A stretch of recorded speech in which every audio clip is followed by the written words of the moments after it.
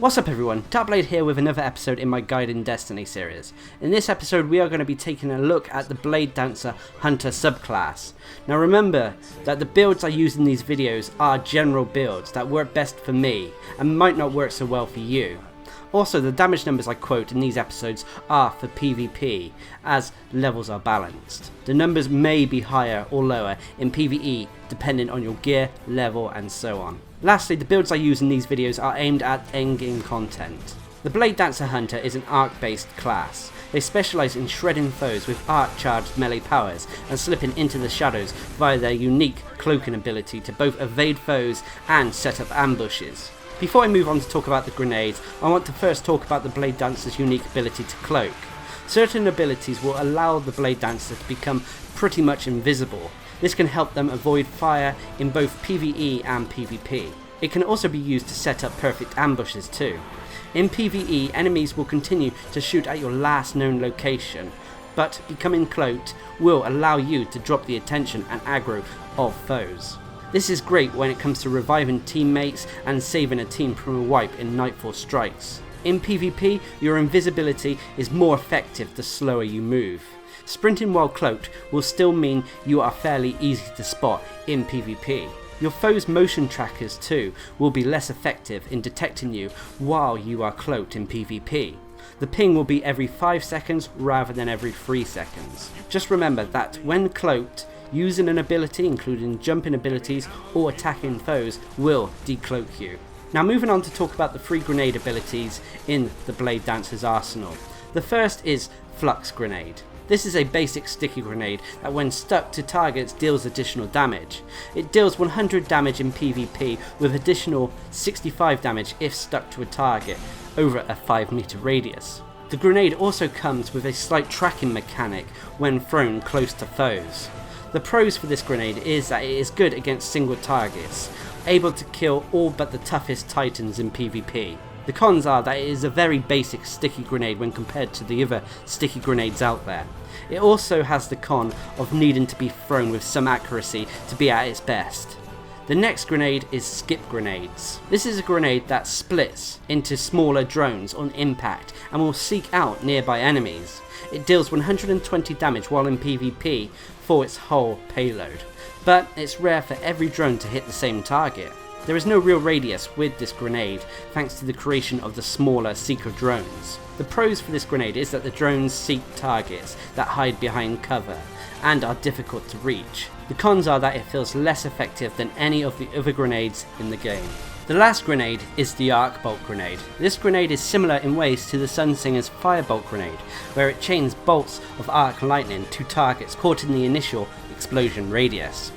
When it hits the surface and detonates, it sends up to 3 arc bolts, dealing 80 damage to targets over an 8 meter radius in PvP. It also allows these arc bolts to chain to additional targets. Depending how enemies are positioned, the arc bolts can bounce a fair distance, making the grenade's radius feel larger than it is. While its damage to individual targets is weak, it is an easy grenade to use. The pros for this grenade are that it's easy to land hits with, can be used to flush out enemies, and can down wounded or fleeing foes easy. The major con is though, it has fairly low damage. Moving on to talk about the jumping abilities available to the Bladedancer. The main jumping ability is double jump. This gives the Bladedancer a second jump after leaving the ground. Use this wisely, as you can press it either directly after jumping for great height, or delay the second jump for great distance in the air. Double jump can be enhanced in various ways. The first enhancement is higher jump. This upgrades double jump to give you even greater height with your jumps. The second enhancement is better control. This gives the double jump better directional control whilst you're in the air. The last enhancement is blink. This replaces the double jump ability with a short distance teleport. This can be used directly after jumping for height or on descending from a jump to allow you to land safely. Blink takes a little bit of getting used to and can confuse the player. It leaves newcomers disorientated. Blink also comes with a cooldown. You cannot use it constantly. You can use Blink twice in quick succession, but then it renders you a brief period where you cannot use Blink again. This is around 5 seconds. Depending on what you are playing dictates what jump is better. Blink tends to have a better use in PvP, as it can be used to disorient opponents. However, in PvE, it is sometimes better to go with either higher jump or better control. The Bladedancer's super ability is ARCBLADE. Using your super will allow the hunter to charge their knife with arc light. This turns your blade into a destructive force that consumes foes with lightning. Using the ARCBLADE will convert your loadout to third person, giving you greater control of the hunter, allowing you to see what is around them. Pressing your melee attack will cause you to lunge forward towards foes, attacking them. You can direct your strikes, but the ARCBLADE has a decent auto lock. The ARCBLADE drains over time after it has been activated. It normally lasts around 12 seconds. However, using melee attacks or enhanced ARCBLADE abilities will drain it quicker. The meter will drain when using moves, regardless of if you hit or not. So don't spam if there are no foes around. The ARCBLADE can be activated and used mid-air, giving you some nice aerial options, as well as allowing you to stay airborne for a long time if you spam the melee attack. This can be very useful to travel airborne, especially in zones that have jumping puzzles like the Vault of Glass. Once the ARCBLADE is activated, the Bladedancer does gain a fair amount of damage resistance, allowing you to take on tougher foes. However, you still need to plan your attacks. Try to activate the ARCBLADE before getting into a group of foes, as using the ability, despite having the damage resistance, has a short cast animation that leaves you open. The ARCBLADE is one of the best melee supers in the game, and in the right hands can be deadly. In PvE it has less use against boss foes, but can be used to clear out adds in a few hits. In PvP it can destroy entire teams, and can strike fear into your opponents. You can pretty much take out any Guardian in one hit, bar maybe Bubble Defender Titans. The ARCBLADE can be enhanced in various ways. The first ARCBLADE enhancement is SHOWSTOPPER. This will give the ARCBLADE a lethal area of effect, or AoE explosion, around the hunter with a blast radius of 7 meters. Pressing the fire button while ARCBLADE is active will allow you to cast this crowd clearing move. It will normally kill foes in PvP in one hit, while in PvE it can be useful when faced with a lot of weaker foes like FLUX. The only downside to SHOWSTOPPER is that it can leave you slightly open to ranged foes. The second enhancement is Razor's Edge. By pressing the fire button while ARCBLADE is active will allow the hunter to lash out and send a wave of arc energy towards foes. This gives the ARCBLADE a slight bit of range and does not require you to be in melee range to hit foes. This shockwave deals around the same amount of damage as the ARCBLADE melee hit, and will travel up to 15 meters in front of the hunter. This can surprise foes in PvP, as normally when an opponent sees a Bladedancer using ARCBLADE, they will try to keep their distance from you. In PvE this can help against foes who cannot get into melee range with, or that you have to keep your distance from. The third enhancement is VANISH. This allows the hunter to cloak while ARCBLADE is active. Pressing the fire button will give your hunter the ability to disappear from sight. While your cloak is dictated by how fast you run, it gives you some very good tactical options. In PvE, VANISH will allow you to drop aggro from opponents. This can be useful when you need to revive teammates, or you are the last one left. In PvP it can be useful for sneaking up on foes. I went into a bit more depth about cloaking mechanics near the start of the video, and all of these apply to the ARCBLADE's VANISH enhancement. The Bladedancer Hunter's melee ability is Blink Strike. Blink Strike gives the hunter a melee attack that has an extended range. When used it will teleport you forward several meters towards foes and striking them with a lunging stab. This attack is very quick and can surprise opponents in PvP, and close the distance in PvE. It takes a little time to get used to the distance you can lunge, and newcomers may find themselves stabbing the air. Blink Strike can be enhanced in various ways. The first enhancement is BACKSTAB. When you hit foes in the back with Blink Strike, you will deal significantly more damage. The damage is normally double, giving you a melee attack that can be lethal in PvP. However, it is a lot easier to use in PvE when compared to PvP. BACKSTAB works well if you like to use abilities that will allow you to cloak, as sneaking up behind people while cloaked is a lot easier. The second enhancement is Escape Artist. After you hit a foe with Blink Strike, you will become cloaked for a brief period of time. The time normally lasts up to 7.5 seconds, or until you attack or use an ability. This gives the Bladedancer some defensive options when facing foes. In PvE, it can be used to drop aggro and the attention of foes, while in PvP, it can be used to confuse opponents.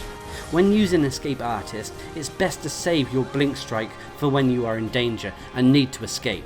The third and final enhancement is Fast Twitch. This is a great enhancement for this melee ability as it cuts your Blink Strike down to have a cooldown of just 5 seconds. This practically eliminates the need to have the strength stat on the Bladedancer Hunter. This enhancement is nice if you like to use Blink Strike a lot, over both other abilities and weapons. Now moving on to talk about the ability modifiers. Ability modifiers are found in the 6th and 8th column of the talent tree. Ability modifiers are split into 2 tiers. For the Bladedancer Hunter's tier 1 you have the following. The first option is fleet-footed. This increases the maximum sprint speed and extends your slide distance. This is a pretty straightforward modifier that allows you greater movement speed options. Useful in both PvE and PvP, this can be handy to close the gap between you and foes or to get you to cover quickly. It also gives you +1 agility. The second option is quick draw. This allows your weapon to be readied immediately. This works well if you're going with a melee heavy or fast twitch blink strike build. Quick draw really shines in PvP, allowing you to bring up your weapon for an easy kill on a weakened foe. However, it is less useful in PvE. The third option is Shadowjack. This increases the duration of invisibility effects. If you are focused on using the Bladedancer's cloaking aspects, then Shadowjack is a must. Being able to remain hidden and cloaked for long periods can really help in both PvE and PvP, giving you extra time to revive friends in PvE and setting up the perfect ambush in PvP. For the Bladedancer's tier 2 ability modifiers, you have the following.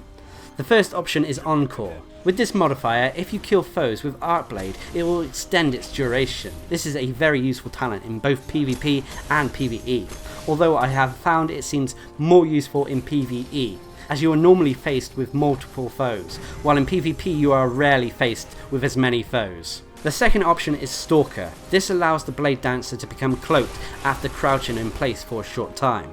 This is another ability that is a must for those who like to use the Bladedancer as a cloaker. Powerful in both PvP and PvP, this is an ability all to itself, allowing you to gain all the benefits of becoming cloaked at the cost of being patient. The STALKER modifier, while being a big pro for the Bladedancer, does come with one major drawback, and that is it has a 10-second cooldown before it can be used again, so you cannot use it quickly over and over again.